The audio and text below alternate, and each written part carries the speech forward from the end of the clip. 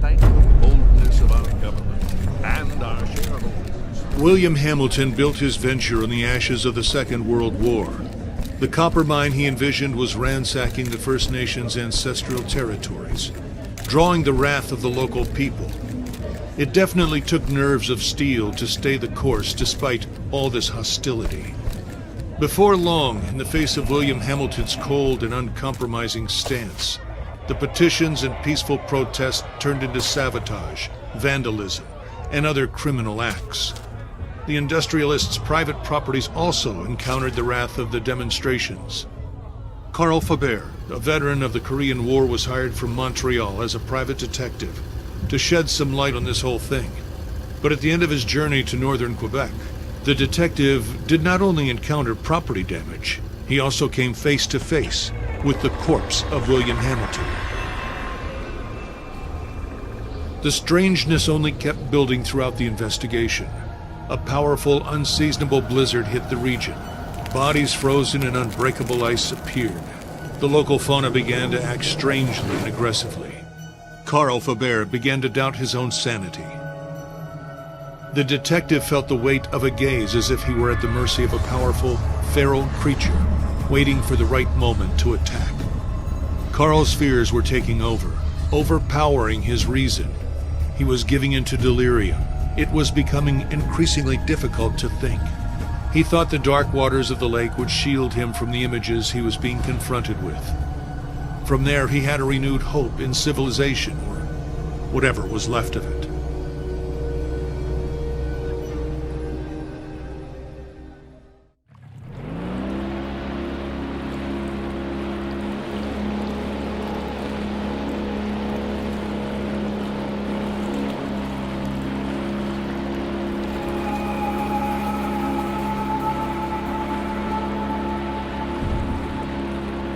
Carl knew that on one of these shores stood William Hamilton's lavish mansion, and there the detective had hopes of finding a way out of the area. A phone, a truck, and who knows, under the luxurious paneling and damask carpets, he might be able to find answers to his questions.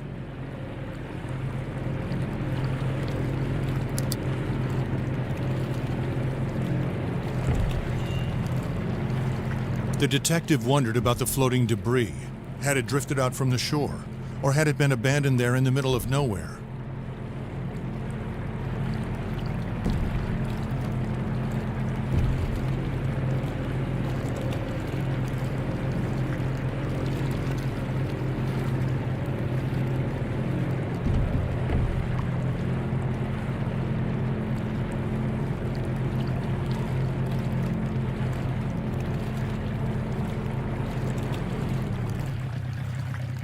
Carl saw a boat in the distance, clearly piloted by one of his own. Had he finally made it to civilization? His hopes were immediately drowned out by the sounds of gunshots. Time to flee again, and fast.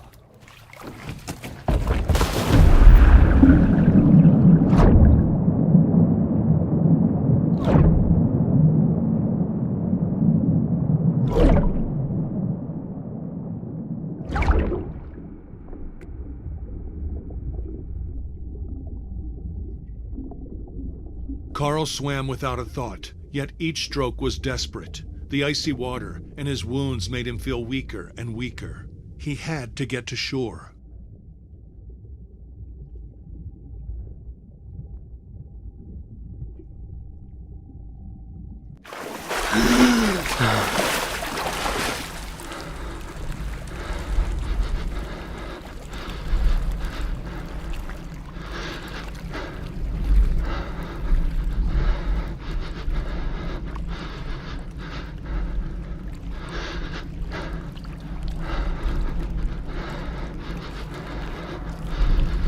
The bleeding and the hypothermia were tearing at Carl's poor body. When he finally saw a light in the distance, he was filled with a faint sense of hope. Could it be a refuge?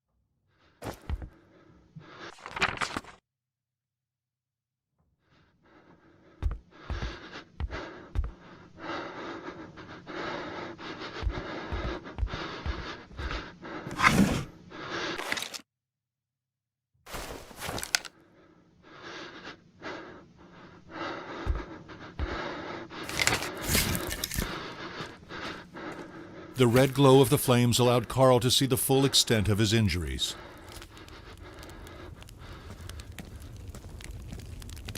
In the warmth, Carl began to feel the stinging burn of his wounds again.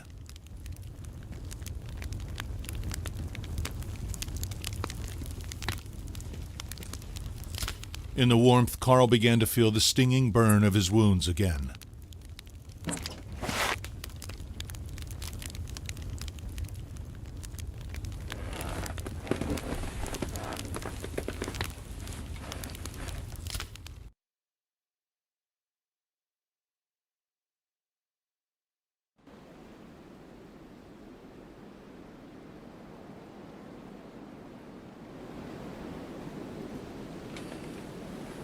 Carl struggled to wake up. His makeshift bandages offered him little time. If he wanted to find the truth, he had to get to Hamilton Manor without delay.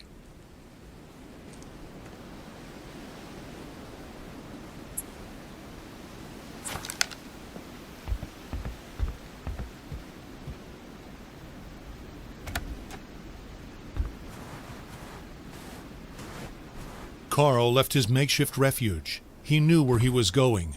A more comfortable but otherwise unsettling place, Hamilton's mansion.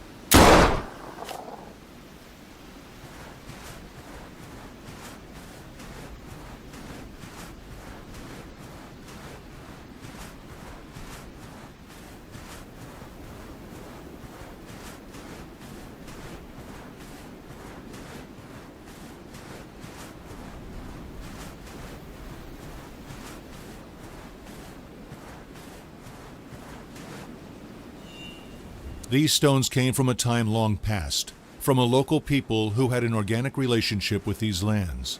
Carl felt somewhat reassured by the construction.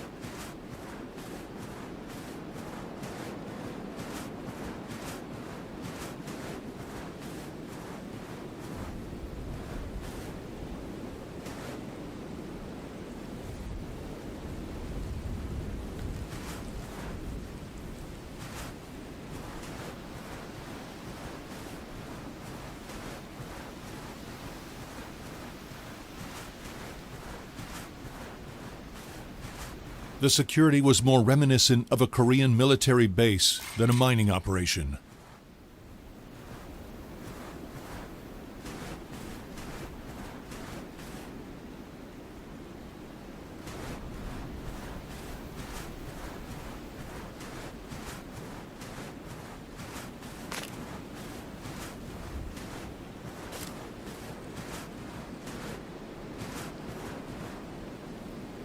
Carl tried to put the horror into perspective.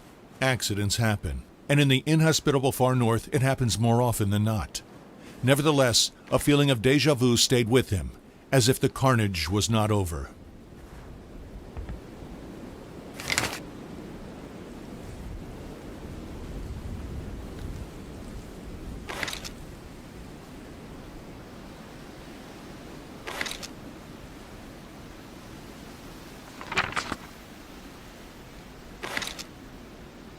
The plan suggested that a package had to be retrieved not far away. Carl had to keep his eyes open. A magnetic card, the HMC, was definitely equipped with the latest technology. What could it open?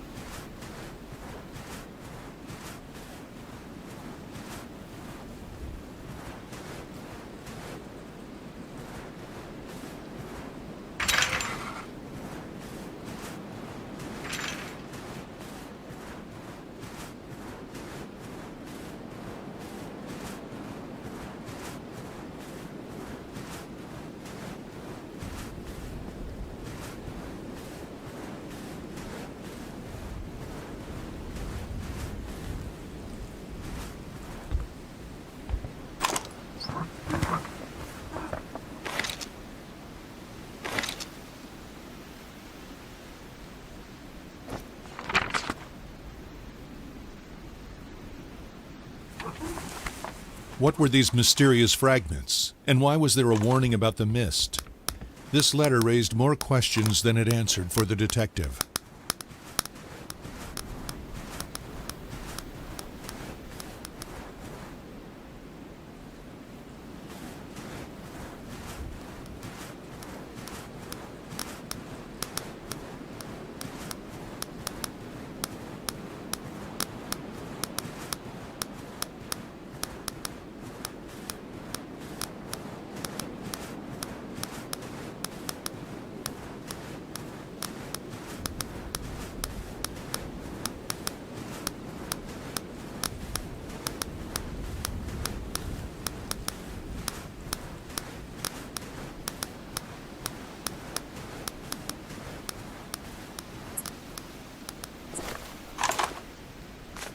He knew that wolves do not attack people, but still, he had to be careful.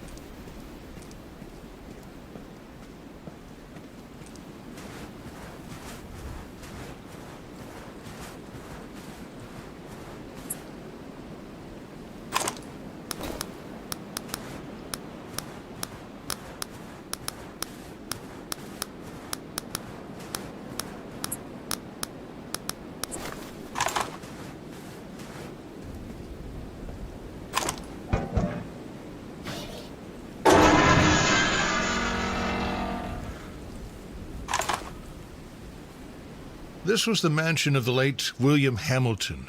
No doubt about it. There was no other rich industrialist in the area to have a sumptuous mansion built in the middle of nowhere.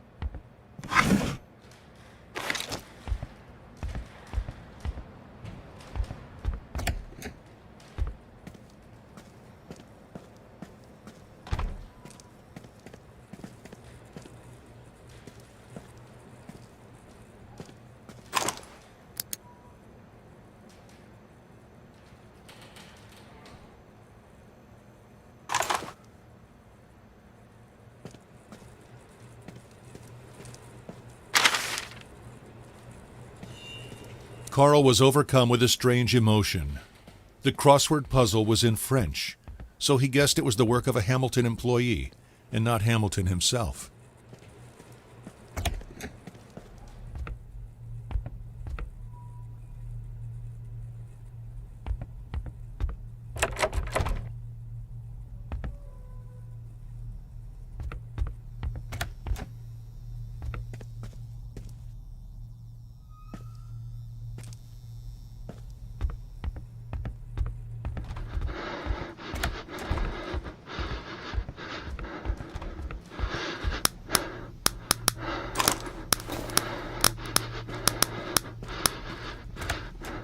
Carl dreamed of hot soup, of his bare feet against the hearth of a fireplace. Soon he knew these fantasies would overcome him.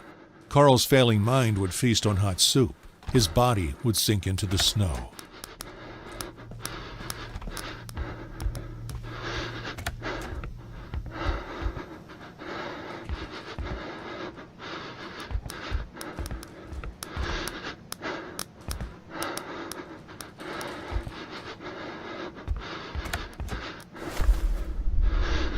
Carl could feel his muscles weakening, his breath wheezing, his body going numb.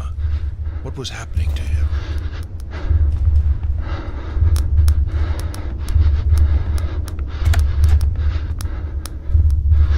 The floor was rocking.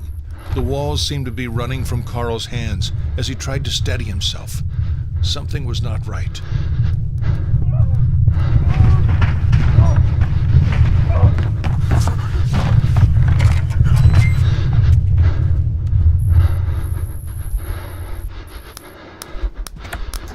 The cold was clinging to Carl like hands around his neck. He knew it would soon snap.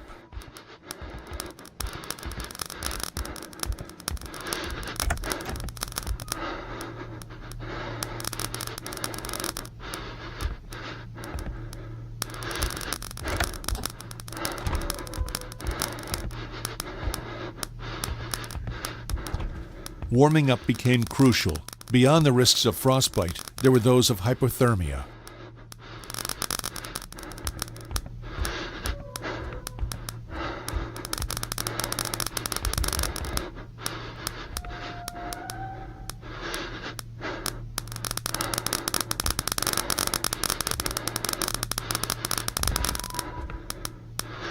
Carl dreamed of hot soup, of his bare feet against the hearth of a fireplace.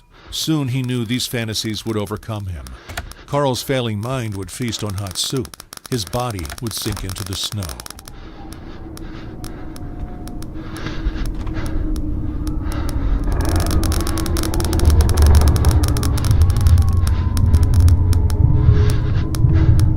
Carl dreamed of hot soup, of his bare feet against the hearth of a fireplace. Soon he knew these fantasies would overcome him. Carl's failing mind would feast on hot soup. His body would sink into the snow. Carl was struggling to move forward. His feet could hardly find their way in front of him. He doesn't know which way he came from or the way he's going. Everything seems to be going in a circle, a spiral carrying him. He doesn't know where or how.